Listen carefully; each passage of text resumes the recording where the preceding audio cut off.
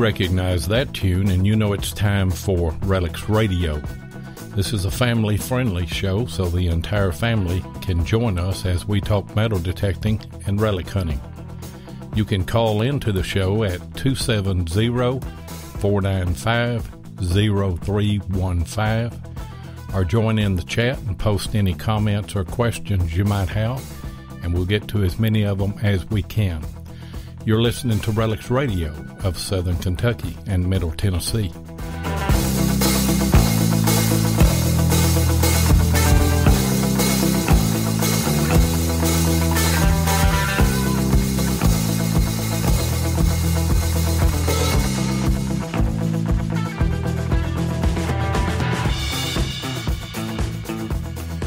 And you are live on Relics Radio, August the 16th, 2018, coming to you from deep down in Southern Kentucky. In fact, I'm almost on the Tennessee line. I can throw a rock into Tennessee just about. I'm in God's country here. And, you know, what a great place to live. You know, the rest of the country, I've been listening to the news the last few days, and all you hear about is Antifa this and Antifa that. We don't have any of that business on here tonight. We're no Tifa. That's right. If you want a full set of teeth, you're going to have to get a group shot of at least 18 rednecks to get that. And speaking of rednecks, my co-host, my friend, and your friend, Tennessee Jeff, he may not have all of his teeth, but he's got a Relics Radio T-shirt. Yep. I've got all of them but 5. How does that work? That works. Daddy knocked them out when I told him no one time. That works out great. You know, I thought about that the other night. I was listening to Phil Valentine, WTN out of Nashville the other night, and got home and turned the TV on and Antifa this, Antifa that, and it just popped in my mind. Well, we ain't Antifa. We're no Tifa. Hey, Ken and Mark Guthrie, we may have to get us a no Tifa T-shirt made up in the near future, and we may have Gordon do us a cartoon of me and Jeff with maybe 5 or 6 teeth between us, and do a new Relics Radio T-shirt. I tell you what, we have a lot of fun here, sure do. Who we got in the chat so far tonight? Well, Kent, he was the first one in, buddy. There you go. We got Sue. There's Sue Roberts. You know her, don't you, Seven? I think I do. Yeah. Yeah. Of course, we got Mark Hoover in the house. Let's see, Tim Henderson's in the house. Let me scroll on up here. That's about it right now. See, there's Mark Hoover. He's finally in there. So. Hello, Mark. And he just got off his cell phone. We were texting each other just a minute ago. I know it. And Tim Henderson been texting me all afternoon. I haven't yet. Tim had a chance to look at what you sent. He sent a bunch of maps of a Civil War spot that is a piece of realty land that's going to sell maybe later in the month, pretty soon. So we're going to have to hit that pretty quick, I guess. And we had a good rain today down here, and I know y'all did too, didn't you, Jeff? Oh, yeah, it rained about 5 inches in 30 minutes. So, I mean, it was a good rain, but we still need one of them good soaking rains. Yeah, where it rains for a while. But I'll tell you what, the ground's in pretty good shape right now. It is. It is getting better. So. Yeah. And while that humidity, man. Oh, man. That humidity today was killer. You can cut it with a knife, I'll tell you. And while it's on my mind, I caught DK's live stream last night, Digger Spotlight. That was the first of those that he put out. And he had M.A. Lyman. We had Mike on the show as a guest. He's a great guest. And I thought DK did a fabulous job, especially with the technical side of that. And I know how much work goes into that. But he did a great job and had a great guest, and it was just a really good show. I really enjoyed it. Had to catch the archive today, but I did catch that. Did you see it, Jeff? No, I'm sorry, I missed that one. Of course, I need to go back to the archives and catch that too, but I missed it last night. So yeah. I was busy with little Avery and just doing the parenting thing. So I remember what that's like. And we've got a great guest tonight, don't we, Jeff? I believe we do. I believe she's going to be a pretty good guest. Sue Roberts. Got Sue Roberts. Are you there, Sue? I am here. Good evening, everybody. Good evening to you, too. Evening.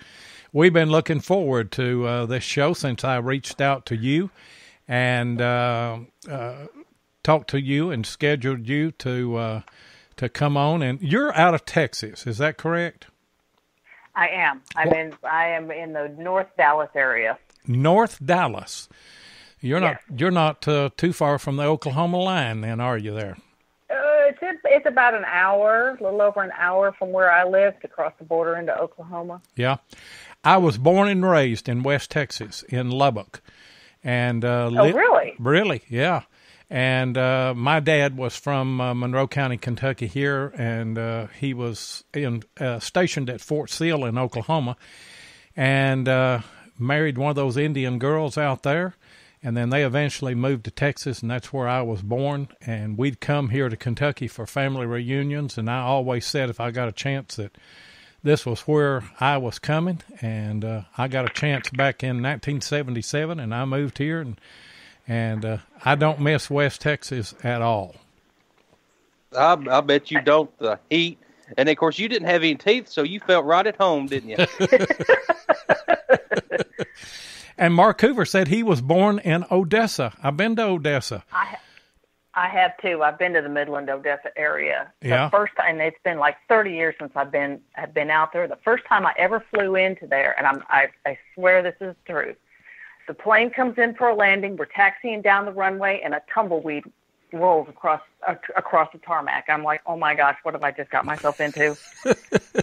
Now, where were you born and raised at? I was actually born on an air base up in Illinois, and then grew up in Omaha, Nebraska. Well, the Omaha, Nebraska is not a stretch from being out in Texas, Odessa, Midland area. There's a lot of those sand hills around in that part of the country as well. Yeah. I've been down there coyote hunting and everything before. Mark Hoover, it is a small world. I didn't know that you were a Texas boy. I tell you what, there's all kind of good things come out of Texas, but most of them have left, except Sue. We're going to have to get her out of there. And you know, my sister was here. Oh, I bet my sister was born in Texas on a military base also. So. Well, of course, I was born right in the middle of Tennessee, as you can tell. Yeah, no doubt about that. You redneck all the way, I tell you. Hey, Sue, what kind of hunting do you do down there in Texas? I do different kinds of hunting. Actually, started out about 4 years ago as a bottle digger. I love to go hit estate sales, and I had been to an estate sale, and I found this bottle, and it was just oddly shaped. The top was very weird. It was you could tell it was old. So I bought it, and I paid like $2 for it. Brought it home, started hunting on Facebook, and ended up on a bottle digging site. And then that developed into meeting local people here that bottle dig. I went on my first bottle dig about 4 years ago down in Ferris, Texas, which is about 45 minutes south of Dallas. And just loved it. And I still bottle dig today. About 2 years into that, I saw a post on one of the bottle sites about somebody that was doing metal detecting near a dump, an old bottle dump. And I thought, ooh, that sounds cool. I would love to learn how to do that. Well, as it turns out, a former coworker had metal detected before and had an AT Pro. And he said, I'll be more than happy to teach you how to use that. So we just went out to a local park, and I got a lesson on how to use the machine. And then, of course, I went and downloaded the manual and read it myself. Eventually was able to purchase one of my own and have hunted parks, have hunted playgrounds, have hunted beaches, I've been to both of the Garrett Memorial hunts, which if you haven't been, you need to go. It is so much fun. They say that's a great hunt. Amazing fun. It is a great hunt. I've seen a lot of videos from that hunt, and of course, I can't remember how many dollars worth of coins that they seed in the ground. I mean, it's quite a bit. You find a lot of stuff, and they give away a lot of metal detectors too. They do. They give away a lot of stuff. They do the relic hunt. They do the silver hunt, those are both the seeded hunts. They also do, which is the basic part of the basic package, is doing a night hunt. Doing the night hunt, which the first year I just did the basic package because I didn't know what to expect. I thought I'm just going to go in simple and see what this whole thing is like. And I actually had the night hunt. To me, is the most fun part of it all because you're out there with everybody else with no lights, no backlights, no pinpointers. It's just you and the sound of your machine. And I really, really enjoyed that. Man, that does sound fun. I didn't know they had a night hunt. That would be fun. It is. And the place that I don't know a ton of the history. It's out in Jefferson, Texas, which at one time Jefferson was a major water thoroughfare, and the barges would come in and they'd unload. And from what I understand, the area where the hunt is held had been either an encampment or a stopover or whatever during the Civil War. People have actually found relics out in the area where the hunt is held. It's now a giant RV park and campsite, and they will host the hunt. They've hosted this hunt every year. So, and they seed. They do both the relic and the silver hunt, and they see those. And the amount, and this year when I went, I did the silver hunt, and I came home with just this giant handful of dimes and quarters, and I found a ring, and ended up with a prize token that earned me a small little Krugerrand, a 1/10 Krugerrand coin. So it is an amazing event. I saw in the chat a moment ago that Mark Hoover said he'd already got confirmation for the 2019 Garrett hunt. Have you hunted with Mark at those events? Have you met him? No, Mark and I have not met Mark yet. I'm going to make it a point to do so next year because I'm definitely going next year again. Well, he's the ugliest guy there. You can't miss him, I'll tell you. And the oldest. Yeah, if I'm not there, he'd be the oldest one there, no doubt. But yeah, that sounds like a great hunt. Do they have a lot of like the history of Garrett metal detecting there as well at those hunts? I'm trying to think if they have. I don't really remember if they do. They do have speakers that will come up and talk a little bit, and they'll talk about the history of the company. And Vaughn Garrett, the son, will do some history. He'll come up and talk, and he will do history of the company.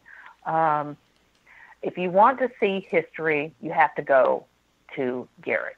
I mean, that's where the magic is. They have in the building, they actually have a small museum where these amazing finds are. They've got machines on the wall that show the time periods of these machines. They do tours. So if you ever get a chance to come to Dallas, definitely get with Rusty to schedule a tour of the facility and see that museum, what is in there. And from what I've been told, what's in the museum now is only about a quarter of what they actually have. And they're going to try to expand so they can add some more of these relics and these amazing things that have been found by not only Charles Garrett himself, but people from all over the world.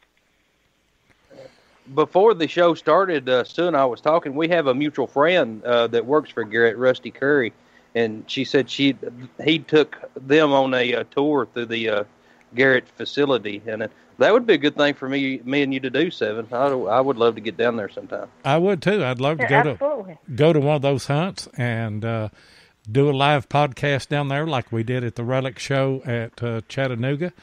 And get to meet all of those people. I've seen Rusty. I never have met him. I've seen him on video and stuff, but I know that Jeff knows him, and obviously then Sue knows him as well. But yeah, I tell you, I guess they're at the museum. They've got all of I remember years ago, Garrett had those green machines. You remember them? What were they? The 2500. I can't remember what the first. I don't know. It was something 2500. But yeah, I can remember seeing the old green machines. And then what's the deal? I think Tim Henderson's got one that you carry. Of course, they still sell it, I believe. Well, I don't know. This was just the VLF machine that you hunted with back in the day. You know. Of course, back in the day, I used, I guess my first machine was an old White's, and I don't even remember what number that was. But I remember those old Garretts. They were green, and they may have some of them that are still green like that. Tim Henderson put in there. Yep, GTI 2500. Yep, that's the one I'm thinking of. Now, if you're saying back in the day, now I don't know how far you're going back, but I was only born in 1976, so. Oh, well. You're a youngster. Yeah, I was. Yes, ma'am, I am. I'd already been detecting a year or two when you were born. Somebody posted a coin the other day, and I don't know what it was. It was like a 1830 something other, and Mark Hoover would get a kick out of this, and I commented on it. I said I was 3-year-old whenever that coin was minted. Hey, Sue, are you still using the AT Pro? I am. I'm still using the AT Pro. That's my number one go-to machine. I have actually got presented a Garrett AT3 Beach Hunter. A friend of mine was cleaning out their dad's garage, and they come across this machine, and they knew that I've detected. She brought it into me, and she says, "Do you have any interest in this?" I said, "Yeah, are you going to sell it or what?" She's like, "No, you can just have it." Oh, yeah. I haven't spent a lot of time with it. I did call Garrett, and they said that thing is from like 1980 something. It still works. It still comes on. There's something with the connections, and I'm not electronically skilled enough to have figured it out yet. But it somewhat works. So I've experimented with that, and then I also picked up a Tesoro Sidewinder just a couple of weeks ago, and I'm still getting familiar with that. Yeah. So we talked about the Sidewinder a few shows ago, and then I can't remember who we were talking with about it, but they were talking about it being a pretty good machine. Of course, I mean, all your old timers used it, but they say it's still a good machine. It seems to be so far. I mean, I've only used it a couple of times, so I'm still getting used to having to learn the adjustments, and as simple as it is, it's just hearing just one tone. It has been hard to get used to after using the AT Pro for so long and hearing the low tone, the high tone, the mid tone, whatever. So it's been an adjustment. We actually had a family weekend down in Galveston this past weekend, and I took the machines with me. And my daughter-in-law has actually gotten interested in detecting. So we did some beach detecting over the weekend, and didn't find anything worth mentioning. I heard that one's going to take some time to get used to. I heard on one of the shows, I was listening to an archive driving back and forth to Nashville the other day, and on one of the shows, and I can't remember which one it was, they were talking about the old Tesoros. And there's a guy, and I believe his name is Stevens is his last name, and he's doing modifications on those old Tesoro where he will make them have two tones. You'll have an iron tone and then a non-ferrous tone, and then a volume control on the iron where you can turn it down, kind of like kind of like the Equinox is now. The volume on the iron on the Equinox is lower. But yeah, me and Jeff, we both have AT Pros, and I guess the majority of the stuff that we found has been with them, hasn't it, Jeff? It sure has. I've probably found 85% of my relics with AT Pro. And it doesn't matter what machine comes out, I'll never get rid of my AT Pro. I mean, I love it. And, of course, the tones, like you said, I've got used to that the tones of the AT Pro. And if I'm looking for a home site, I would rather use my AT Pro as anything else, because I know when I hit that iron field, now I know that it's going to be a home site, and I can tell the lay of the ground with the AT Pro. And of course, I mean, now the Equinox, that'll be like a cleanup machine. I mean, it'll pick up stuff the AT Pro won't. But right. I mean, I love the AT Pro. Yeah, and I'm like Jeff. I've got one. I've got one of the first ones that came out, and actually, there was a guy, a friend of ours, that. He had a couple of AT Pros that he and his wife were using, and they went to another machine, and he said he was going to sell his, and I knew that they were in just like brand new shape, and I told him I wanted one. And so I've actually got two, and I'm probably not going to sell either one of those, because it's just a good all-around machine, and I've got one that I can bang around in the creeks and in the water and not worry about, and then I've got another, that, like Jeff said, I love to hunt with that machine whenever we're scouting, trying to find an old house site. Now, how do you run yours? Are you running in Pro Zero? It depends on what and where. Normally, yes, I usually run Pro Zero and just run wide open. But I will. It's depending on if I'm in a park, I'll discriminate out everything iron, just because we know how trashy parks can be. Right. That's pretty much. I mean, of course, Seven and I, we never hunt parks. We just hunt old home sites and Civil War sites, and we run ours in Pro Zero. And we had a good friend of ours, Earl from Virginia. He was talking, put it in a standard. And he said it would pick out the coins a little bit better than it does in Pro Zero. So, but I just can't I can't see myself. I can't stand that ding, ding, ding. That kills me. I don't know what. I can't either. I can't either. I've actually got my youngest daughter has hunted with me a couple of times, and she doesn't know it yet. But I have a machine on layaway at a pawn shop that she's going to get for Christmas this year. Man, so good deal. She and I did a couple of years ago. We went to Ada, Oklahoma, for a group hunt with a bunch of Oklahoma people, and got a loaner for her. And we went up there and hunted a park that was built that was established in like the 20s. Beautiful, beautiful area, beautiful park. Neither one of us came home with silver. We did come home with quite a bit of clad and some junk jewelry and all that, but she really enjoys it. And I've been telling her all the time, if we can get you your own machine, would you come out with me more often? So a friend of mine called me up and said, hey, my buddy here at the pawn shop just got this machine in. I think it's the same thing that you have.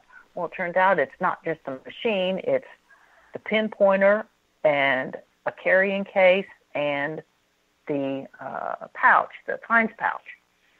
And the deal was just too good to pass up, so I put that on layaway for her for Christmas, and I'm so excited to give it to her. That's great. Man, that is great. Yeah. Well, Seven, it's about time to go pay some bills, isn't it? It is. We're going to have a commercial, and don't you go anywhere. I'll have to send Jeff after you.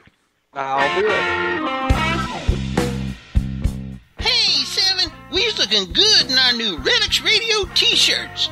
Yeah, Ken and Mark Guthrie of Detectives.com done brung them to us. Yep. And they makes other shirts, too. Yeah, boy. Detectives.com can handle tees for your club, hunt, or any other promotion folks may have. They even got the wide pride shirts. Yeah, them boys does the manatee crawl. Yeah, scooting on their bellies. That's what I said. The manatee crawl. Looks like slugs eating jelly. So whether you hunt horizontal or vertical, tell the folks where they need to go, TJ. www.detectees.com.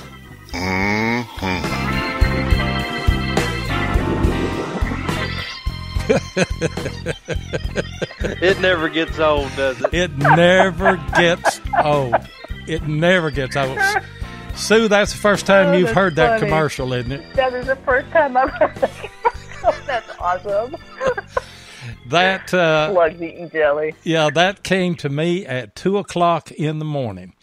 I was asleep, and for some reason, I don't know why, but for some reason, that popped in my head, and I jumped up and wrote it down real quick. And then Plugmaster Ford, Jeff Ford out of Missouri, is the voice behind all of that. Just a phenomenal person and very, very talented, and has worked with us on a couple of ads like that, and just a great all-around guy. And, hey, if you guys need a T-shirt, get with Ken and Mark Guthrie of Detect Tees.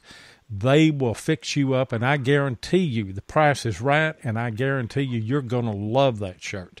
We love ours, and they got some mojo in them shirts too, ain't they, Jeff? Yeah, they got some mojo. It's what did you find? Let's see, what was it? Monday or Tuesday? We was hunting together.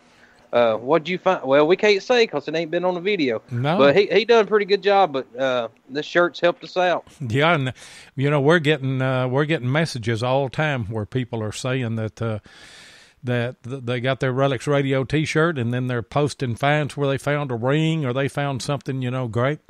Hey guys, we're going to open up our phone lines because we are going to give a shirt away tonight to a caller. It is 270-495-0315, and I see that Tennessee Jeff has already put that number in the chat there. So call and ask Sue a question. I've got another question for you though, Sue. What coils are you using on your AT Pro? I have the little 5x8 coil. The 5x8. Do you have any other bigger ones? Okay. Yeah, I have the whatever the standard size one that comes with it. The 8.5 by 11. I think. 8 by 11. The one. Yeah, I have both of those. But I like the little one. I use that one more than anything else. And I tell you, go ahead. Seven and I, we just from Tim Henderson, we've got some snake coils. And who makes the snake coil? Lori, I can't remember. No. Yeah, Nail does. Nail, okay. Now, I'm impressed with that little bitty coil. I mean, I really am. I mean, I like it so far, and I've only used it maybe 4 times. And I've done very well with it since I've got it. Yeah, the last video that we did, we had those little nail coils, the little snake coils, and we did pretty good with it. You're able to pick through. Of course, it was a really, really trashy spot, and you're able to work around in those nails and everything. But I'm going to tell you, on that 5x8, you don't discount the depth on that, because I was hunting a Civil War site that was real trashy. It was where an old house had stood during the Civil War, and I don't know if they used it as a hospital or just camped around it or what, but it was absolutely full of nails in there. And I dug a piece of a shoulder scale epaulette, and it was probably somewhere around 9 inches deep with that little 5x8. So they will get down there. They'll work for you. Man. Oh, absolutely. Absolutely. See, Tim Henderson, he put the Detect 13-inch. You got to try it. It's crazy separation for a 13-inch coil, so, and depth too. Yeah. And I've heard good things about them. Yeah, I don't have one of those yet. Yeah, I don't either. So, but get back to the bottle digging. So, how many bottles do you have in your collection right now? I have, oh my gosh, actually have gotten rid of a lot of stuff. When I first started, and I think this is probably for anybody getting into it, everything is cool. Everything is, oh my God, this is awesome. So you bring home a whole lot more stuff than you really need to bring home. Right now, and I've trimmed it down a little bit. My favorite things to dig are the embossed medicine bottles. So I've probably got, 60 or 70 of those that I've kept. Man, that's pretty good. Of course, see, I'm trying to get into a little bottle digging, and the oldest bottle, I've found some old bottle dumps, but I mean, you have to dig deeper to get to the older stuff, and I just haven't tried it. And of course, I've been wanting to try to find privies and stuff to try to get the bottles out of them, but I mean, I'm really interested in bottles, and I just need somebody to kind of help me along and tell me what to do or not do. So I don't know any. It's like coins. I don't know anything about bottles, just like coins. I have no idea. We lost Sue for some reason. I'm going to go in here and try and get her back on. I don't know if she hung up the phone on us or not. Yeah, she may have me talking about all the bottles. I don't know. Or talking about, I needed somebody to show me the ropes to bottle digging. She was done with that. Yeah. Are you back on yet, Sue? Not yet. We're still trying to hook up.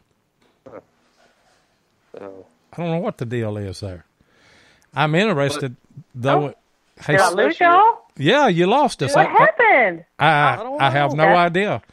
We have some thunderstorms going through. Oh.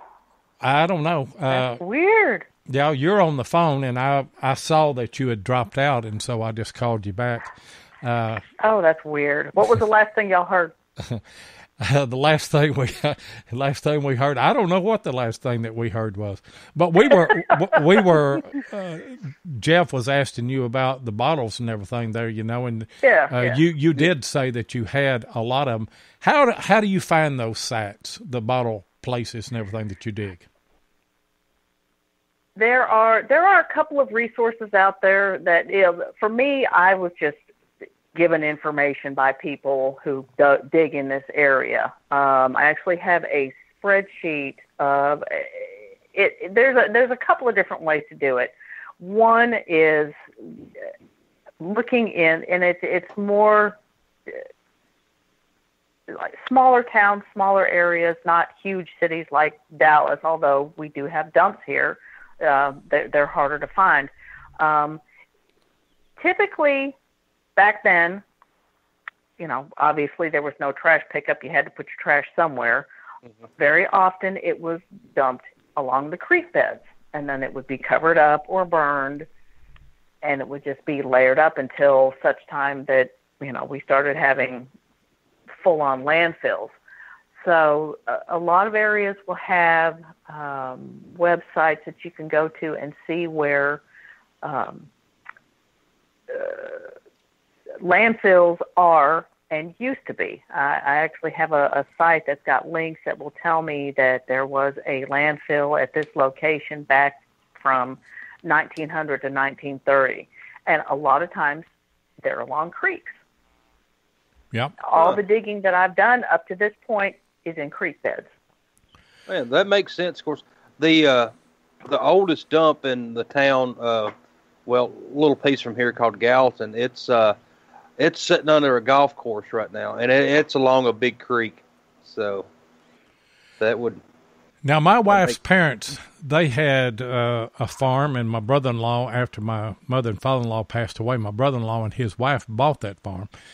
And I remember we used to haul all the junk, and we haul it up a holler, and we put it out next to a little branch there, And I know that there were a time or two whenever we'd have some major rains, and it would wash some of that stuff down into the bottom, and you'd have to go and get it and take it back, And I'm sure I remember, old cabinets and things like that we threw up there, and I'm sure that there are a ton of bottles and everything up there, Oh, I'd say so. And then, of course, nowadays you look at all the trash in the oceans and rivers and stuff, and then you wonder why. So I mean, everybody just put it next to the creek where it could wash on downstream on the next person's property. So, but we didn't know any better. No. Hey, Sue, have you got one favorite bottle that you found that just stands out from all the rest? Yes, I do. I was digging up in the Sherman, Texas area, which is about 45 minutes north of where I live, and I dug a cobalt blue ink bottle. Man, Good. I've just seen pictures of them. Yeah, I was so excited. You know, I've dug 2 or 3 ink bottles. I've got a couple of different varieties of those. I guess that part didn't get heard earlier. My favorite thing to dig is embossed medicine bottles, and I have probably 50 or 60 of different varieties of those that I've dug. And then some other odds and ends. I've got some ink bottles. I've dug 2, 3 poison bottles, and those are always interesting. But that cobalt blue ink is my absolute number one favorite find ever. And that's a small round ink bottle, isn't it? Am I right on that? This one is square. Oh, it is square. Yes, but I have seen people dig the blue round ones as well, but mine is square. Well, now you're going to think that I'm lying, but I'm not. But early in school, we still used inkwells. And that you had a circle on your desk, and they'd put the little round ones, and they were blue.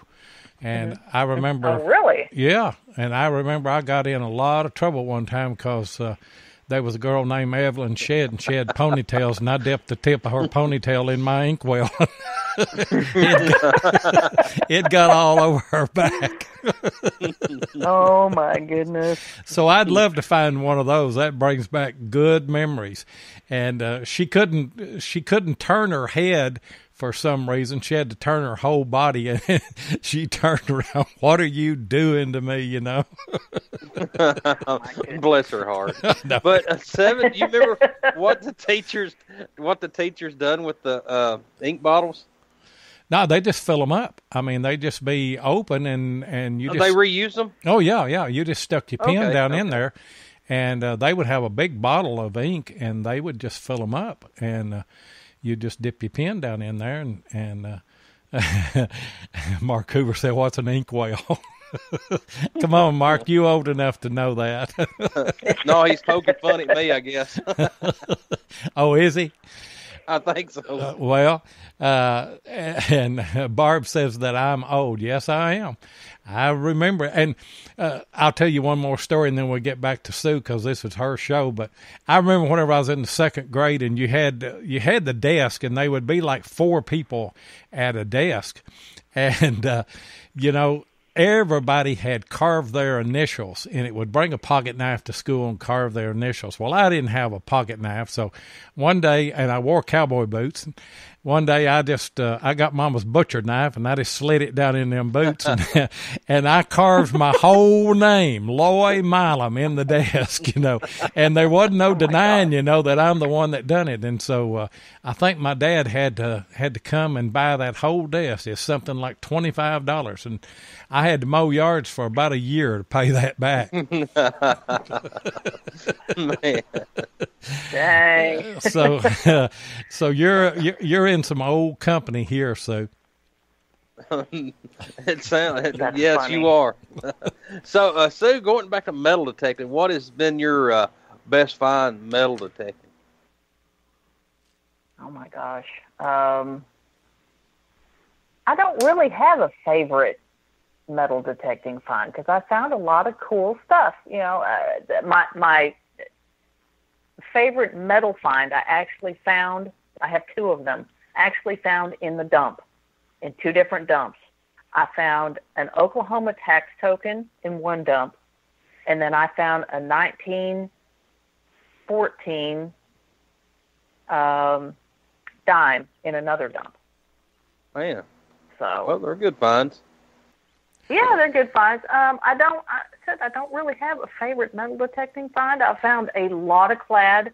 I don't have a lot of old places to go around here, and I'm usually by myself, so I kind of stay close to home. I've hit all the schools practically in my city.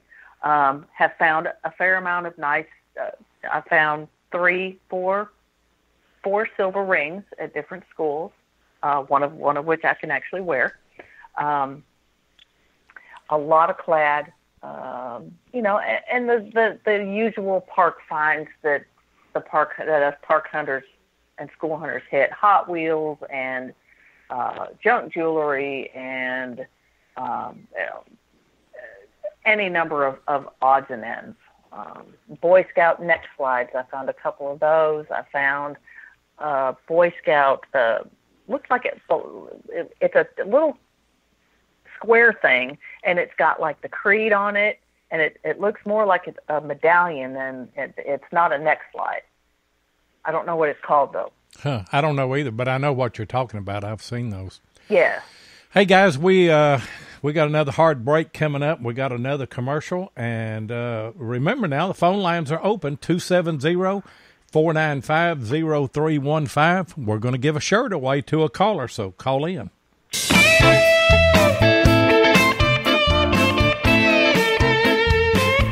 If you want to keep up with what's going on in the metal detecting world, then you need to be a subscriber to American Digger magazine. Butch and Anita Holcomb are the publishers of the magazine and have won awards for 3 straight years for being the best digger magazine on the market. American Digger magazine is available in both print and digital formats, so no matter where you live in the world, you can enjoy the latest happenings in the hobby. You can get in touch with American Digger magazine by going to americandigger.com or give them a call at 770-362-8671 and be sure and tell them that you heard it on Relics Radio. And I tell you what, if you're not a subscriber to American Digger magazine, you're missing out. It is the greatest relic magazine on the market today. And by the way, the article that I done on Jeff Ford and also on Wes Stringer on the Great Silver Hoard will be in the January-February issue of that magazine, Butch told me the other day. And I think that Relic Roundup is going to have those two guys on as guests in conjunction with that coming out. What else, Jeff? I have actually done a little bit of magnet fishing, and I did find one rock that was metal. I don't know if it's of that meteorite type nature. Maybe $1 million. I doubt that, seriously. I've only magnet fished a couple of times, and that was like the very first time I threw that magnet out. That was what I caught. Was this? It's only about the size of a dime. Oh, but it's a strange little rock that came out of a river. Huh. Now Mark Hoover just got him a magnet and started magnet fishing, and that's a lot of fun, I guess, isn't it? It is. Now, what kind of places? It's a lot of fun. What kind of places do you hunt there? Lakes or what have you?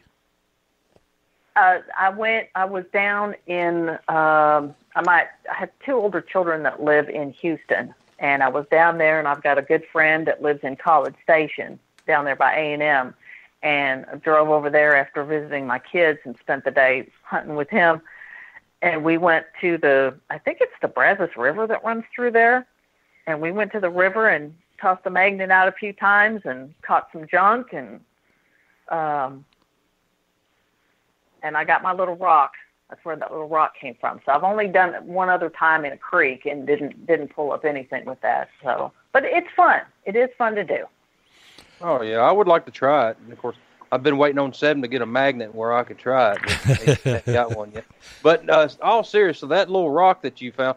I mean, a lot of meteorites that I've been hearing, they're magnetic. I mean, they'll stick to a magnet, and of course, a lot of them had iron in it and stuff. So, I mean, you never know. You may have something there. Maybe I suppose. Yeah, Rusty Curry, he would know if it is or not. Oh, that's right. He's a rock hound, isn't he? He sure is. I did get a rock hound. I did get the opportunity to go fossil hunting last year. I went up to the Sulphur River which is about an hour northeast of where I live. And I got a friend that lives up in that neck of the woods, and she and I went and walked the creek one day and found some old glass. So, I'm like, oh my God, there's glass here. I got to go find that dump. But walked the river that day, and I did come home with some little pieces of bone. There was a gentleman out there who was much more. He was very knowledgeable. Apparently, it's something he'd been doing for decades. He was an older gentleman, and we were coming back with our finds, and he's like, "Oh, what did y'all find?" And so we showed him, and he said, "Well, that's a bone for this, and that's a bone for that, and that's for that, and that's for that." Just was able to spout off what all these different bones came from. I'm like, how do you do that? Just how? So I did find I forget what they're called. It's the round, the shell. It looks like a snail shell. Yeah. It's kind of arched, isn't it? Is that what you're talking about? Yes. Yeah. Yes. I did find one of those, and that was a great find. Well, I know whenever I was young, of course, there in Lubbock, they've got, it was a college then. It was Texas Tech. Now it's a university. But they had a large museum there. And there were dinosaur bones and things that were found in those areas there in West Texas. And they had one of those there. I don't know that it came from the Lubbock area or not, but I know that there were a lot of fossils and everything there, although I really didn't have an interest in that. What got you interested in fossil hunting? It was. I have a girlfriend that lives up in that area, and she called me up and she said, people go hunt this particular stretch of this creek for fossils. You want to give it a try? I'm like, sure, why not? Let's do it. So we did that. We did some detecting as well that day, and it was a lot of fun. It was a lot of fun. There is a place southwest of here called Glen Rose, Texas, and there is an area down there. It's actually a tourist attraction. It's called Dinosaur Valley, but they're down in the creek bed down there. There are actual tracks, dinosaur tracks, and I've heard stories of people finding stuff along the creek and in the surrounding areas where the city was built. So that could be where some of that came from, is that area, because it is very much a tourist attraction with the dinosaurs and the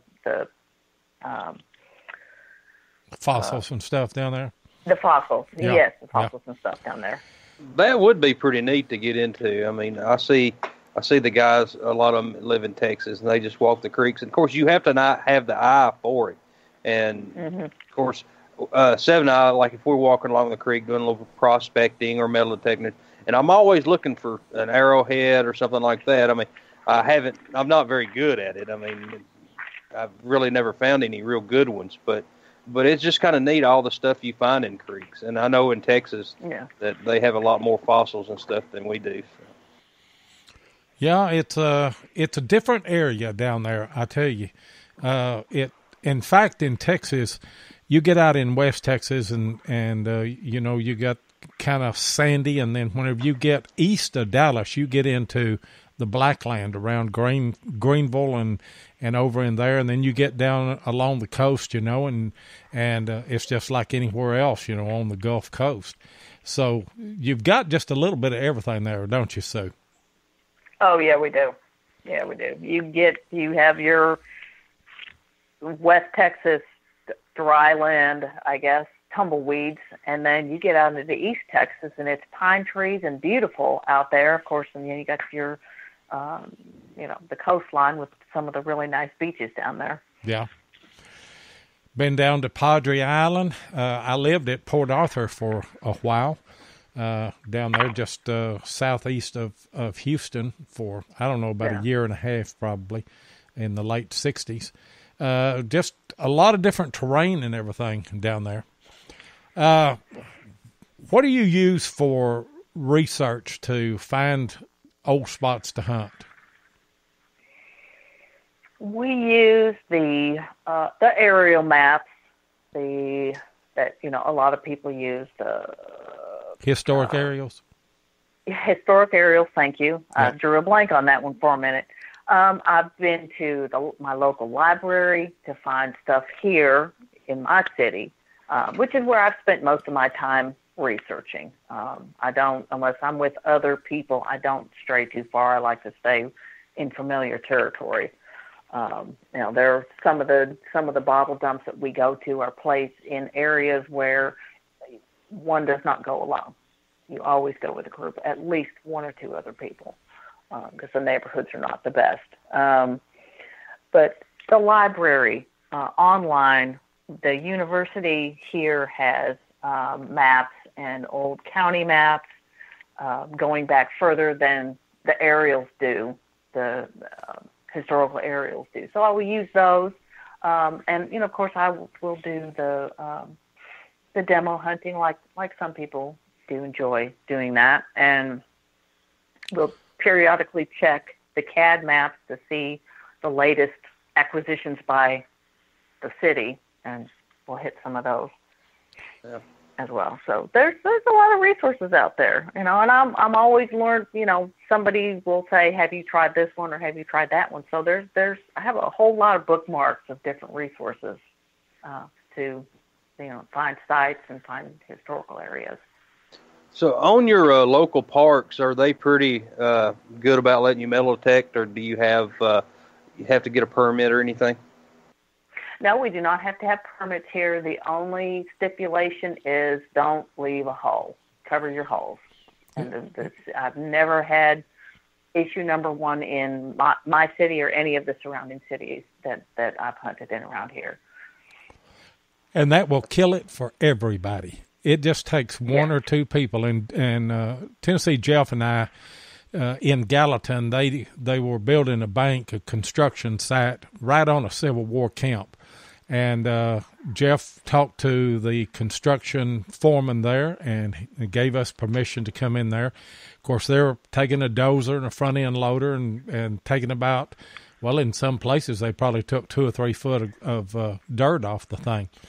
But we hunted that 2 or 3 times, and then word got out, and then there were several hunters that came in there. I don't know, one day we were there, probably 6 or 8 of us all together. And one day there was an older gentleman, and he'd dig a hole, and he'd just leave it. And I wouldn't do that even on a construction site because, it just looks bad, Oh, yeah. And you can never tell. I mean, of course, it's a construction site, but yeah, you're going to have a worker walking through there carrying a bag of concrete or some rebar, and they're going to step off in that hole and break an ankle or twist it or whatever. And then, that's done. The metal detecting would have been done. So, fortunate none of that ever happened. But me and Seven, we covered all the holes up that we've seen that was left uncovered. So. Well, actually, I've done that too. Yeah, actually, I got around some of his holes, and actually found the target I guess he was digging for, and then finally covered everything up. Hey, Sue, M.A. Lyman asked if who would you like to go hunting with if you could just pick somebody? I don't know if that's a question that you had to think about or something, and I'm trying to go back up and find the question, but I believe that was the gist of it. Oh my gosh. I don't know. I can tell you where I would like to go hunt. I would love to go up along the East Coast and hunt up there. As far as with whom, I don't really know. I don't really have anybody that I would, that comes to mind right away. Right. And you're talking about, I would love to go up northeast, New England? Yes. I would love to go detect up there. I would love to go bottle dig up there. I've seen some both Ohio and east to the coast. That whole area, I've seen some amazing stuff come out of the ground, both metal detecting and bottle digging, especially the bottle digging. They find stuff that we don't see here. And we have finally much older. we have finally got a call that came in 0987. Who are you? This is Tony from North Carolina. Hey, Tony. Hello, Tony. Good to have you Hey, in. how you guys doing? We're doing great. Yeah, hey, Lloyd, I was just going to tell you, I'm old enough to know about them ink wells, too. We had them. We had them where I went to school, so, you're not by yourself. Well, that's great to hear, I tell you what. You got a question that you wanted to ask Sue? Yeah, the ink bottles, did you find them in a river, or where did you find them? They were found in a creek bed. Oh, okay. Okay, because we found a bottle dig one time here in North Carolina, and we dug up a bunch of stuff, and there was some square ones and there was some round ones, but I just wondered, because some people throw stuff in the river and some people just bury stuff, but we found some that people had actually buried at the home site. Yeah, that is something I haven't done yet, doing privy digging. And I don't. Yeah. I did recently just get some information on how to research how to find the privies. I haven't had the opportunity to do it yet, though. But that's on my list. That's a bucket list thing. Well, why don't you share that information with us then? What you learned on that? Yeah. Well, it's something definitely different that I had never tried, and I had a friend that had told me how to do it. And they take like metal poles and they dig, or they don't dig, but they like put them in the ground. And if there's like a hollow spot, then they pretty much know that that's where somebody maybe buried stuff. And so we just start digging and just check the area. And we've had, I have found probably 3 or 4 sites that people have done that. Well, of course, I've tried that. Well, Seb and I both have, and man, we put that little probe in the ground so many times it'll wear you out, and we'll think we've got a spot, and we'll dig down, and it'll be like a starting of a sinkhole or something like that. And then, I mean, it's not always a concrete thing that you're going to find one, but here where I've been, most of the time, that's how we found them. Either that, or it's been a cistern or something like that. Yeah. So, Sue, how do you get into the privies? Well, I haven't done it yet. What I learned was similar to what Tony was saying, was probing. And I actually had a conversation with a gentleman who had done it for many years. He said, when you're probing, you will notice a difference in the soil. He said the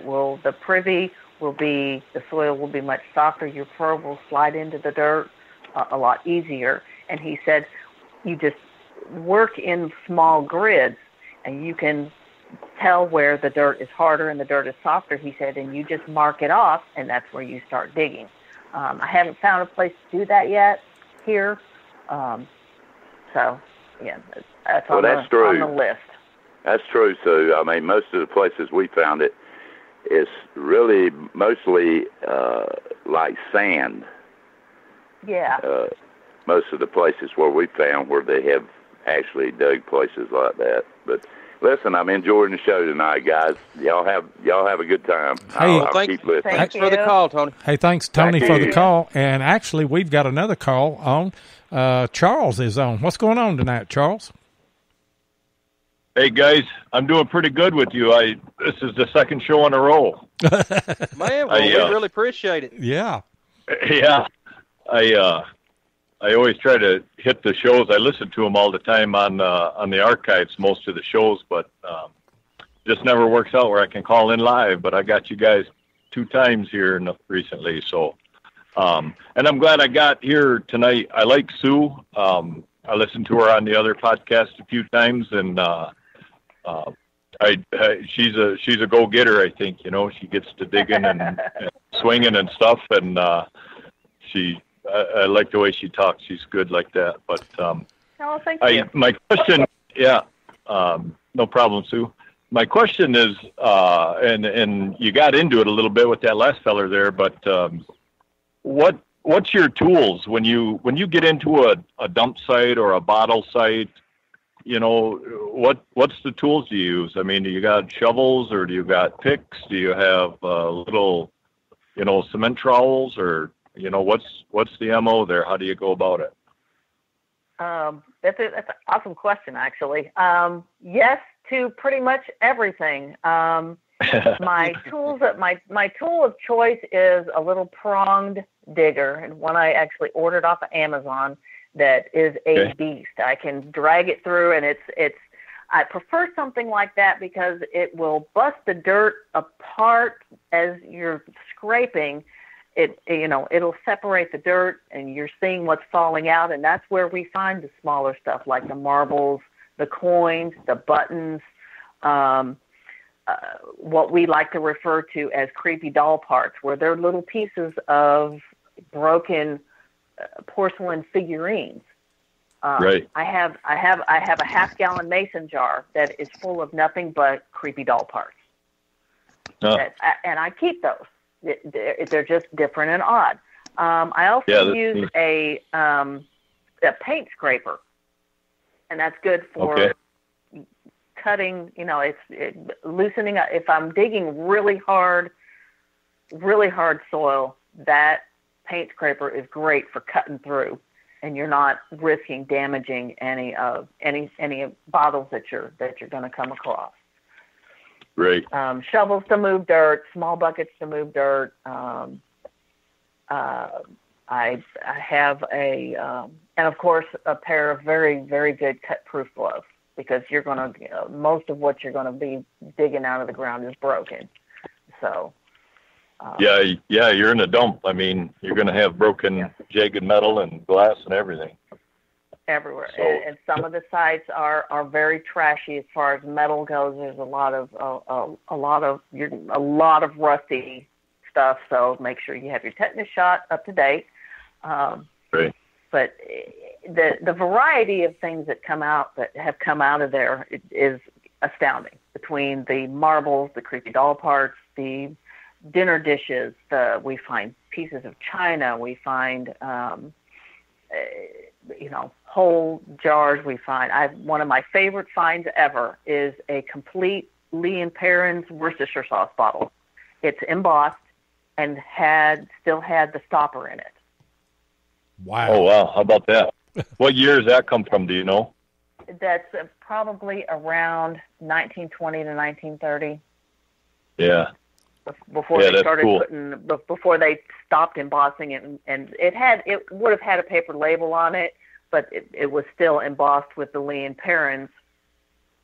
Later on, it was just the paper labels, but we still, finding those embossed items those are the most amazing finds to me. Is finding those embossed, the medicine bottles, the extracts, and stuff like that. Yeah. You mentioned marbles a minute ago. Do I remember you mentioning before that you've got a pretty healthy collection of marbles as well? I do have a pretty healthy collection of marbles. I use my mason jars. I use those quite a bit for storing my finds in, and I've got one quart-sized mason jar that's full of nothing but marbles that I've dug, both the glass marbles and clay ones. I've dug a bunch of clay marbles as well. Yeah, I remembered. I thought I'd remembered you saying that, because I like marbles, and I think in the last 3-4 years of metal detecting, I've only found one in a hole. So, but I found one marble, I don't know, last year I think, and then this year I found a little blue Indian bead, a little tiny seed bead, trade bead that would have been in the native Indian community. So that was pretty cool. I enjoyed finding that this year. So hey, appreciate it. I was just had to run an errand tonight late, and got you guys pulled on here and caught part of the show. I'll catch the rest of it up tomorrow, and I'm glad I got to talk to you guys again, Loy and Jeff and Sue. Pleasure talking to you. So I'll get off here and let somebody else get on. Hey, great call, Charles. We appreciate it, sure do. And we've got one more commercial to run, and we'll be right back. If your passion is metal detecting, then you know how much your success is based on the equipment you use. Let my buddy Tim Henderson of Murray Branch Outdoors in Murfreesboro, Tennessee, help you with that. Tim is an authorized dealer of Garrett, XP Deus, Tesoro, and Macro detectors and supplies, and he is now an authorized dealer for Mine Lab. So, if you're looking to get your hands on the new Equinox 600 or 800, then Tim is your guy. Murray Branch Outdoors is not only competitive in their prices, but the service after the sale is second to none. Tim not only sells detectors, he uses them, and so he can answer any questions you might have. Murray Branch Outdoors also deals in used detectors, and he'll take your old detector in on trade when you decide to upgrade. So give Tim of Murray Branch Outdoors a call at 615-948-4611 and be sure and tell him Relics Radio sent you. And Tim is a great guy, good friend of ours down at Murfreesboro, Tennessee. And if you've got any kind of metal detecting needs, give him a call. And if you're still in there, Tim, throw your number in there. But we do have it in the description on this on the podcast here. So as we do with all of our advertisers, we've got a link to all of them there. Hey, Sue, do you do any sifting at those spots to find those things that the smaller items? Yes, we do. No, I don't do it every time. It's more just when I feel like it. There's some days I want to just bottle dig and pull out as many bottles as I can find in a day, and other days it's take it slow and sift everything. And that's where the marbles can come in. Finding a lot of marbles is doing a lot of sifting. I actually went dump digging a few weeks ago with a friend of mine, and we sifted almost every load of dirt we pulled out of that hole and came home with a good number of marbles that day. And that's one thing I've really never found a lot of is marbles. And I mean, it's just, I found, I was hunting next to an older home, and I found a couple surface finds, but like digging them wise, I've never found too many. So. And most people don't know, but in our part of Kentucky here, they have a marble game called Roly-Ho. And that is actually, people participate in that over in Europe as well. And we've got some guys here in Monroe County, Kentucky, that are the world champion Roly-Ho marble players. And they make their own marbles out of flint. And there are a lot of flint marbles that are in the ground here, and I've been lucky enough to find, I don't know, maybe 2 or 3, but those are just incidental finds, and if you can find a spot in an old yard where they had the marble yard, which most yards here in southern Kentucky and middle Tennessee, most of them had a marble yard if you just know where it's at. And go to looking, well, you can find those, but sifting that's the way to get those, isn't it? It is. That is definitely. It just depends. Some days you'll be digging and they'll just be plopping out of the dirt, and it's when you're kind of like when you're metal detecting, it takes a while to train your eye, or looking for arrowheads. You have to train your eyes to look for those things. And catch the round, catch the different color, catch whatever it is that, what you're looking at. I enjoy doing the sifting. I have a very small sifter that's easy for me to use. You get too much dirt in there. For me, it's just too heavy to try to shake it all like that. But I do the sifting, and I've come home with some really neat buttons. I had a friend find a post office department, 2 post office department buttons in a dump. Now, not too terribly long ago, and that was really. Are those buttons that had the POD on them? Yes. Those are fantastic. I don't have one of those. That's on my bucket list. I want one of those. He found two of them in the same little area where we were dump digging. I'm trying to picture that. I can't. Well, it's just got a capital P, a capital O, and a capital D, Post Office Department. And evidently it was something that was state issued to all of the mail carriers or people that were associated with the post office back in the day. And, I've never found one, but I've seen a bunch of those that have come out, and they're early 1800s, aren't they, Sue? Or early 1900s, I mean. Late 1800s to early 1900s is what I was told. I don't know a whole lot about them. Do you know if those had a back mark on them or not? I don't remember if they did or not. And I don't know that he cleaned them up well enough to be able to tell, because he was so afraid of doing any damage. It was like brush the dirt off as best as you can and leave it as is. There's a button place that was in Connecticut, and I can't even remember the name of it. I'm old, but I can't. Somebody can put it in the chat here in a minute or something other. But they made a lot of buttons, and if you find the back mark on those buttons, you can get almost an exact age of when that button was made because of the back mark. Scoville's. I'll there you go. About that. Yeah, Scoville's, Waterbury, Connecticut. Okay. M.A. Lyman put in there. But that's the way we date our Civil War buttons.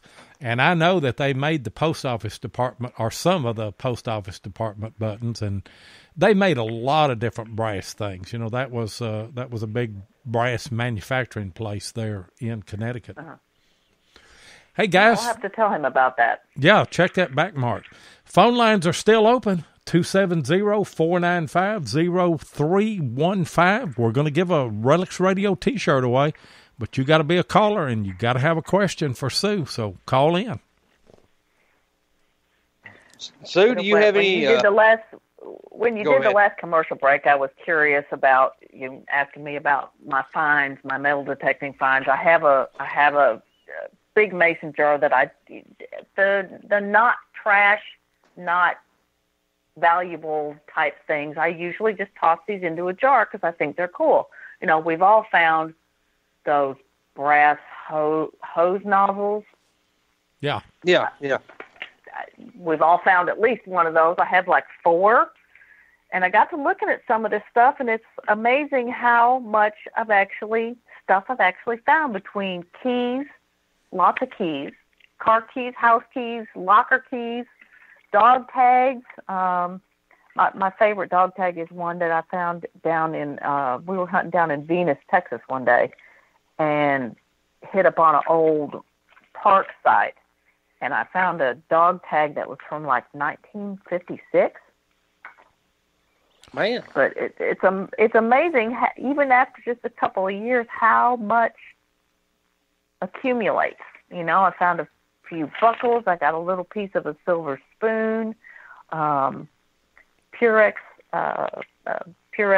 bottle lid, pieces of toys, fishing weights, watch pieces. It's amazing the stuff that a little airplane. It's amazing the stuff we end up bringing home with us and deciding to keep or not to keep. Yeah. And M.A. Lyman wanted to know, what is your oldest dog tag? Would that be it? Yes, that's it. That's the 1956 dog tag I found in Venus, Texas. I think he said his was like 1936. I've got some old dog tags. Matt said his was 1902. That's awesome. Yeah. And those are collectible. There's a lot of people that just collect those old dog tags like that. Anything that we find, have you ever noticed that metal detectorists and bottle dump diggers and privy diggers, we're all hoarders. Everything we find we think is a treasure in it. Just ask my wife. We are hoarders. Yeah.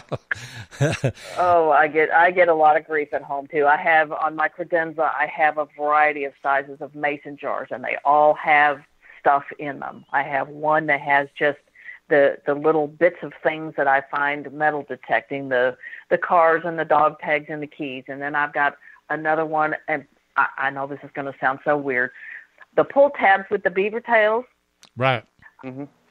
I have a thing for those. If I dig them and they're whole, I put them in a mason jar. I've got a mason jar full of those. I have a mason jar full of creepy doll parts. I've got another one that's got head stamps and any ammunition type things that I have found, because I found some live rounds as well. I got a jar for those. I have a jar for bottle, the little stoppers that go in the old bottles. I have a jar because I have found just stoppers, just the little glass stoppers. I have a jar that's got a bunch of stoppers in it. So yeah, we are hoarders, and I will admit to being a hoarder. And see, of course, my stepkids, I'm sure my 1-year-old, he's going to be the same way. But when I find something good and come in and, oh, look what I found today, blah, blah, blah. And they're like, well, how much is it worth and when you're going to sell it? And I'm like, well, I'm not. And then why not? And then, so, I mean, you can see where their brain is once something happens to me. And it's not about value when we find stuff. Some of my most unusual finds, of course, I do history clips on them. They are worthless. I mean, they're nothing but junk is about all that they are. But there's an interesting history behind a lot of that junk. And I didn't realize that until every week I kind of disciplined myself to take a find that Jeff and I found that week, look history up on it, and do a short 1.5, 2-minute history clip on our videos. And I've learned so much about, just common everyday items like that.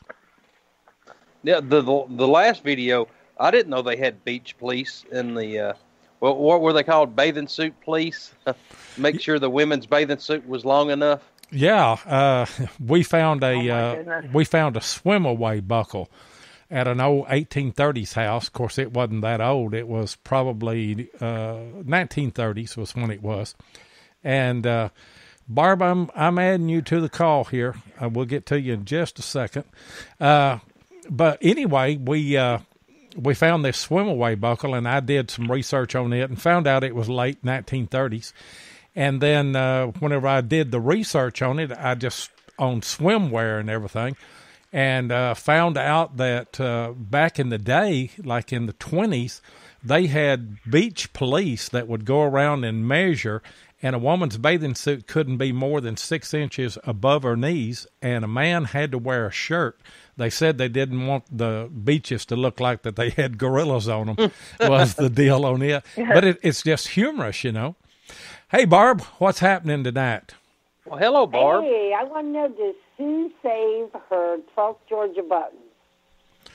Do I save my what? Hi, Barb. How are you? I'm good, and you? I'm good. What's your question? Do you save your 12th Georgia buttons? Do you know what a 12 Georgia button is, Sue? No, I do not. That is a shotgun head stamp. It's got the 12 GA on it. Yeah, I do. I save all of those that I found. There's actually not too far from where I live, there is a nature preserve area. And in that area used to be where a Boy Scout camp used to be held, back in the day. And a friend and I went and hunted there and ended up coming home with a whole handful of head stamps that we dated to, I want to say the 30s, 20s, 30s, cool. Something like that. Yeah. I mean, right here in my little suburb area, which is just weird because right across the street there's a grocery store and a strip shopping center. So it's just weird, the places where things like that turn up. Mm-hmm. We were hunting. We were hunting last week, and then of course the landowner, he collects the head stamps, And of course, Lloyd gave him one, and we just thought it was a 12th Georgia at first, and it ended up being an 8th Georgia. It was an 8-gauge shotgun shell. Ooh. Wow. Yeah, you don't find too many. In fact, I don't know that I've ever found an 8. I thought it was a 10. I didn't look at it, didn't clean it up.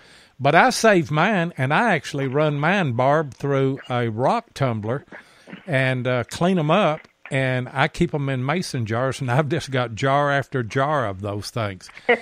But So I'm not the only one that hoards those, huh? That's right. You're not. I have a little bowl of them, but I don't clean them up because a lot of them still have the paper in them. Yeah, they will. They sure will. Well, I'll tell you about all 3 of you something. I've got a truck bed full of them, and y'all can have every one of them. There's people collect them, and some of them are worth money. I just don't have the time to look at them. I tell you, I used to be on Friendly Metal Detecting Forum, and there was a guy, and this was just his nickname. It was Turtlefoot. I can't remember what his real name was, but he had the most massive website of head stamps that I'd ever seen. And I would, whenever I'd find them and clean them up, I'd post a picture on the forum, and I'd say, I found these head stamps. And he began pointing out to me the differences in those, and he would say, that one is very rare.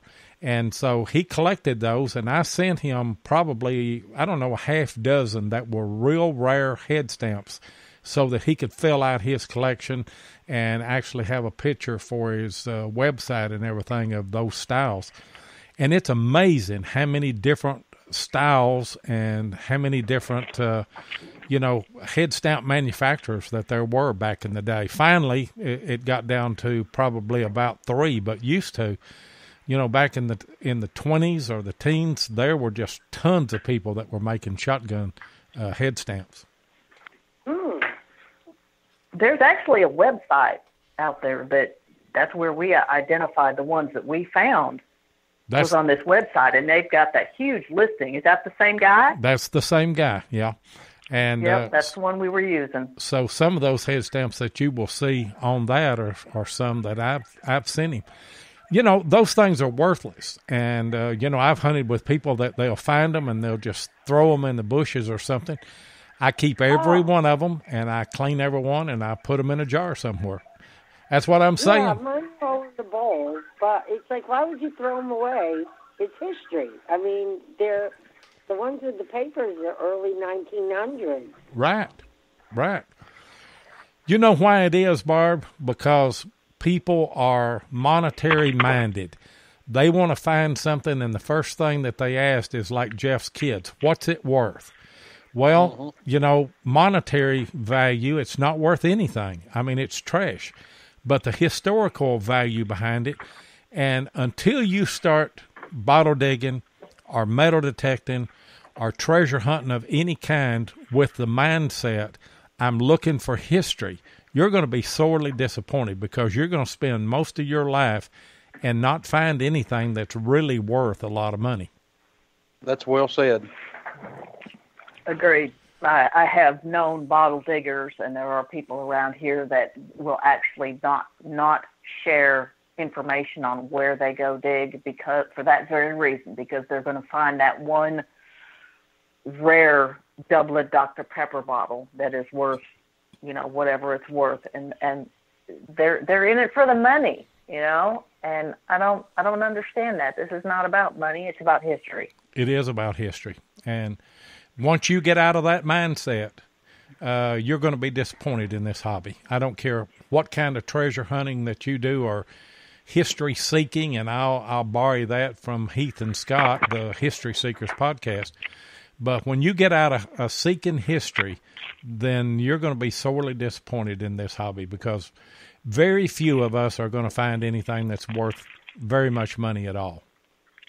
And most of the bottles that I do have, they're pieced together from what the pieces I've got from broken bottles. And, I mean, it's just, like y'all said, it's the history behind it. Yeah.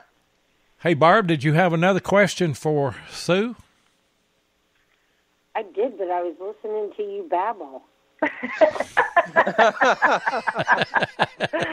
That's what we love. Barb. That's what I love about Barb. That's right. Well, go ahead and ask it then. I want to know why we were talking about the AT Pro and Standard versus Pro Zero, and everyone in the chat has decided the pings of Standard drive us crazy. How long can you hunt in that mode before you have to go back to zero? I'm about 30 seconds. Yeah, I was going to say 2.6 seconds and I'm done. One ding and I'm out. Yeah. Oh, see, I started with a Ace 250. And then, of course, you don't know how long I listened to that thing ding. And then, of course, when I got the AT Pro, I had that other setting I could go to. And I was like, man, I'm getting out of this Standard. It sounds just like the Ace 250. So I never went back. And that was a question that I was going to ask you, Sue, about on your AT Pro. You don't run much discrimination, you said, unless you go to a park. We run ours in iron disc and put that iron disc at 0. Is that what you do when you're not running any discrimination? Yes. Now, I know Nugget Noggin runs his iron disc up around 22, trying to get some of the nails and things out. But I'm going to tell you something. Yeah. I have found 1 or 2 cut reals that came in about 25. Of course, they were deep and they were on edge, but they didn't ring up, real strong or a real high number on that until you get them out of the ground. So, yeah, that's the way we run ours. You still got yours, don't you, Barb? Your AT Pro? Oh, yeah. Yeah. AT Pro's a keeper. It has its time and place. I found some great things with it. Yeah, I've gone back with the Deus and found other things, but if I had probably set my Pro up right, I probably would have found some of those things. But it never hurts to have another machine to go into a place because you're going to find something that the other one didn't. That's exactly right. Agreed. I agree. I do too. And all right. Go ahead. Let me call in. I won't keep you. Y'all have a good night. Hey, thanks for the call, Barb. We certainly do appreciate Thanks, it. Barb. All right. See you soon. And we're going to close the phone lines now because we're almost running up on an hour and a half. And what did you say before the show, Jeff, that we were going to do on a shirt? We was giving the shirt to the last caller, so that's Barb. Ding, ding, ding. You You're the winner, Barb. Yep. Ding, ding, ding. Ding, ding, ding, ding, ding. Barb gets a XXX Relics Radio wide pride shirt. I'm just kidding. No, you are a winner there, Barb. And so send me your information to diggingwith7@gmail.com. Or send me a Facebook message. We're hooked up there. And I'll get it over to Ken and Mark, and they will get you a Relics Radio T-shirt, and you can do what you want to with it. I know that you said if you won one, you might give it away, and that's fine with us. We just want you to have the opportunity to win one, and we certainly do appreciate Ken and Mark Guthrie. And I'm going to tell you something. All of you guys out there that have a YouTube channel or anything, get a hold of those guys because you don't have to order a lot of shirts. They will make you up whatever shirts that you need. They'll keep your design on in stock there, and people can come in and order whatever they want, and they're just great guys to work with. So we highly recommend them. Hey, Sue, it's been a great time, and we really enjoyed having you on. Tell everybody how they can get in touch with you. I know you don't have a YouTube channel, but how they can watch your finds and things like that on Facebook and what have you. I'm on several pages. The one that you'll see me on the most is Junk Monkeys. So that's I'm one of the admins on that group. So go on over to Junk Monkeys, put in a request, and you'll get to watch, get to see our finds, and we do post videos up on there. And I have a good friend that I hunt with, and some of you may be familiar with Juan Pedraza, and seen his videos out there on a variety of the sites. He does post quite a few videos, and I've been featured in a few of them. But we're both junk monkeys, so y'all come on over and check us out. Well, if you don't mind, if you'll put those in the chat, and then the people that pick up the archive will be able to pick up that YouTube channel and that Facebook group as well. And I tell you what, it's been a joy to have you on. I heard you one time or a few times on All Metal Mode, and I was impressed. You sounded like a very interesting person, and I thought you'd be a great guest. And we weren't disappointed, were we, Jeff? We sure wasn't. I mean, she has been a great guest, and we hope you'll come back. I would love to. I've had a great time talking to y'all tonight. And so you've got an open invitation. If you're up Middle Tennessee, Southern Kentucky, just hit us up, and we'll put you on something Civil War. Yep. Awesome. That sounds great. I have not had much opportunities to relic hunt yet, so that would be an awesome thing to do. And if we ever make it out to a Garrett hunt, you're going to be one of the first people that we look up. You and Mark Hoover. Absolutely. Yeah. We'll be there. The ugliest. Well, we'll see Mark. Yeah, the ugliest and the prettiest right there at the Garrett hunt. Mark Hoover and Sue Roberts. Okay. But it's been a great time, Sue, and we appreciate you coming on. Appreciate all of our listeners, don't we, Jeff? We sure do. This is why we do the show. It's for the listeners. That's right. And we appreciate every one of you and all the callers. We really do. Yep. Had 3 callers tonight, Tony and Charles and Barb, and we certainly do appreciate that. And if you guys will hang on the line, I'm going to go ahead and close the show out, and I'll be with y'all in just a second. And we do appreciate everybody listening tonight, even our overseas listeners that catch the archives. We don't forget about you. We appreciate you listening to us each week and catching those archives and leaving your comments and what have you. And as I always do at the end of every show, if you like Metal Detecting Podcast, be sure and check out Beyond Sight and Sound with Josh Kimmel on Sunday night and Wednesday night at 8 o'clock Eastern. American Digger Relic Roundup on Monday night, and All Metal Mode. American Digger is on at 9 o'clock Eastern. All Metal Mode is on Monday night at 8 o'clock Eastern.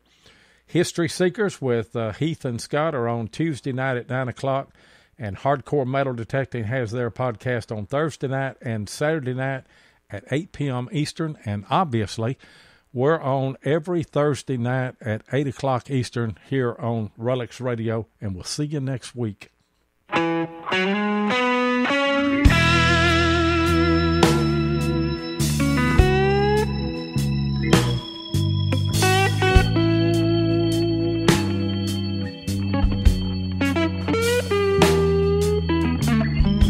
Thank you so much for joining us tonight on Relics Radio. We really do appreciate it. Be sure and join us live each Thursday night at 7 o'clock Central Time, 8 o'clock Eastern here on Spreaker. Or you can catch the archive show at Relics Radio on Spreaker, iHeartRadio, or iTunes. Please take a minute and hit the like button, and be sure and follow us so that you'll get notifications of all of our upcoming broadcasts. You can also find us on YouTube at Digging with 7 or Tennessee Jeff, or you can check us out on our Relics Radio Facebook page. If you'd like to get in touch with us, then send an email to diggingwith7@gmail.com. We'd love to hear from you. We hope you'll join us next Thursday night, and until then, get out there and dig some history.